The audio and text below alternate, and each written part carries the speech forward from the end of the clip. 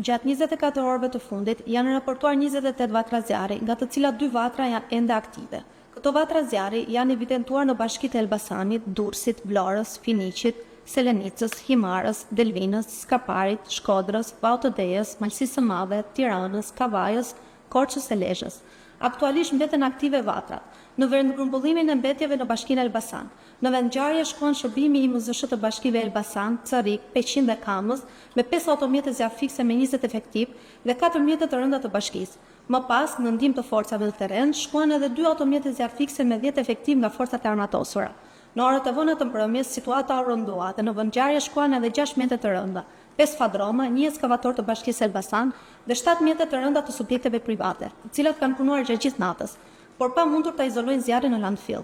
Ditën e sotme në terren ndodhen 3 automjete zjarr fikse me 15 efektiv të bashkisë Elbasan, 2 automjete zjarr fikse me 10 efektiv dhe 1 traktor me zinxhir nga forcat e armatosura dhe po shkojnë edhe 3 automjete zjarr fikse nga bashkitë e tjera. Në një sipërfaqe me shkure dhe barishte në fshatin Grazan, njësia administrative Livadja, bashkia Finiq, shkuan shërbimi vendor i MZSH i bashkisë me 3 automjet zjarr fikës me 10 efektiv. Forca vullnetare e zonës dhe forca bashkiake, të cilat u angazhuan në fikjen e zjarrit, terreni e vështirësoi shumë ndërhyrjen. Gjatë natës kanë qëndruar në monitorim 1 automjet zjarr fikës me 3 efektiv, por si pasojë e përkesimit të situatës gjatë natës, në mbështetje shkuan edhe 4 automjet zjarr fikës me 12 efektiv nga bashkitë Himar, Saran, Delvin dhe Konispol.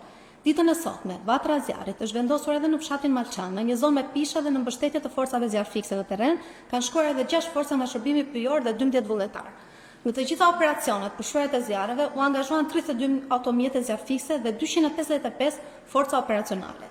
Gjithashtu, në operacionet e ditës së djeshme, morën pjesë edhe forcat e armatosura me 2 helikopter dhe 40 efektiv, me 5 mjete zjarr fikse dhe 1 traktor me zinxhir.